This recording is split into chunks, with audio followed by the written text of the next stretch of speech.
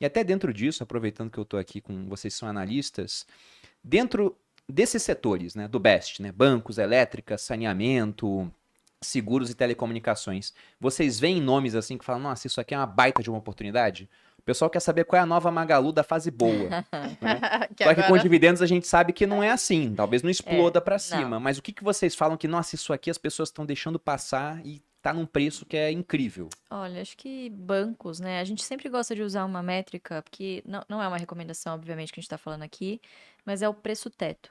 A nossa grande preocupação é não pagar caro por um ativo. Por quê? Ao não pagar caro, o que que eu estou garantindo? Primeiro, um upside lá na frente. Segundo, um dividendo interessante para mim. Então, o preço teto ele é calculado baseado no 6% na nossa métrica, de 6% no mínimo aceitável ao ano em dividendos, né? Então, vamos lá. Santander, por exemplo, é uma que está custando agora abaixo de valor patrimonial. Fazia muito tempo que eu não vi isso acontecer. É um banco que geralmente sofre um pouquinho mais por conta da PCLD, porque ele é um banco essencialmente de varejo, né? Por outro lado, costuma ter ROIs bastante interessante, porque é uma carteira muito mais arrojada, vamos dizer assim, né? E agora tem que ter todo um trabalho do banco também para aumentar o share of wallet, né? Quer dizer, você explorar um pouco mais os clientes que já estão na sua base, né? Nesses últimos anos teve muito crescimento de cartões, e cartões não necessariamente você dá crédito para quem é o seu correntista, né? Então, obviamente que o risco é maior, a sua tendência de provisões também aumenta. É isso que está acontecendo com o Santander no cenário de hoje. Mas, se você olha a bigger picture, né? É um setor que se beneficia pra caramba da alta da taxa de juros, né? Então, o banqueiro ele ganha na alta, ele ganha na queda, mas O banco é muito bom. é É bom, maravilhoso, é mesmo. é um grande negócio, mas principalmente na alta, né? Então, eu diria Santander, que é top 5 hoje nas minhas posições, Banco do Brasil, talvez a gente não tenha, muito difícil dizer, mas eu acho que talvez a gente não tenha chegado no mínimo que ele poderia chegar frente às coisas muito importantes que estão para ser divulgadas aí até o fim do ano, enfim.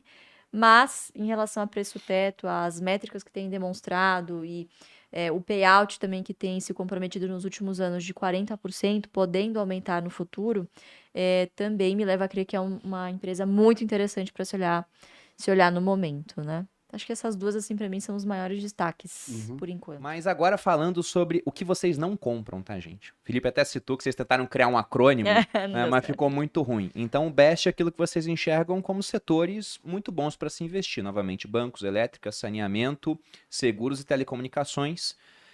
E aí eu queria saber, o que vocês não compram de jeito nenhum e o que pode ser exceção? Porque, por exemplo, você citou Klabin, que já está numa parte mais ligada a commodities, é um pouco mais cíclico, mas é a principal posição pensando em número de ações do seu pai, Sim, né? sim. Bom, a gente não investe de jeito nenhum. Primeiro, construção civil. Segundo, frigoríficos. Terceiro, varejo. Quarto, me ajuda aí se não foi. Turismo. Turismo e Turismo. lazer. E o quinto, tô esquecendo de algum. Aviação. Aviação Aviação. civil. A Aviação aviação civil. Que eu é diria que é gabarito. Clássico. Até o Warren Buffett perdeu dinheiro com a aviação. Clássico. que é assim um clássico, mas que vira e mexe as pessoas acabam caindo nessa armadilha, né? Porque são setores extremamente cíclicos e que nem o gestor mais competente do mundo poderia prever. Estão expostos assim a muitas adversidades que não estão no controle da empresa. Então, por mais que você mitigue, você não tem como se proteger. O fato do Brasil, por exemplo, ter ido de uma Selic de 2% a 13%, taranã. Cara, você não tem controle sobre isso. É. E isso afeta a empresa abala as estruturas da empresa. Então, a gente acaba fugindo desses setores em que raramente, né, mesmo quando o gestor é muito competente, ela consegue se proteger dessas externalidades negativas, né, principalmente PIB, taxa de juros, câmbio também é um fator muito importante, tributação. Então, são setores extremamente complicados e acabam se tornando frágeis por conta disso. Pode ser interessante para alguém que queira fazer, por exemplo, um swing trade. Existem boas oportunidades nessas empresas, sem dúvida nenhuma. Podem existir ali algumas exceções. Mas se você pensa no fundamento desses setores, dificilmente eles serão bons pagadores de dividendo por muito tempo. Pode ser que 1 ou 2 anos sejam muito bons e aí, poxa, sobra ali um dinheiro para você pagar um bom dividendo e você apareça no ranking, mas é muito difícil que isso apareça e continue com consistência, justamente por uma característica do setor.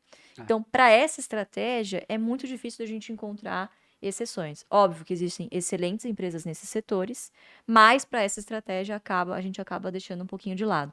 E o fato da gente ter uma prioridade, né, de você seguir uma linha de raciocínio, você precisa fazer as pazes consigo mesmo de que você vai olhar para o lado, você vai ver outras oportunidades que são boas, mas você vai ter que deixar passar.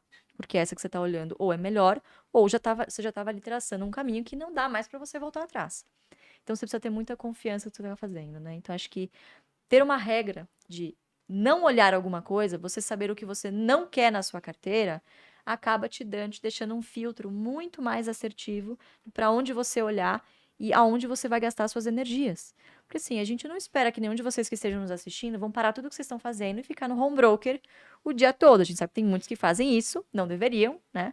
Mas a grande maioria, pô, trabalha, tem uma vida, né? E vai parar ali, talvez, 15 minutinhos do dia ou, né, enfim, o tempo que der para fazer os seus investimentos, né? E obviamente que a maior parte do tempo você tem que passar estudando e lendo, não na frente do home broker. Você tem que chegar lá quando a decisão já está tomada, né?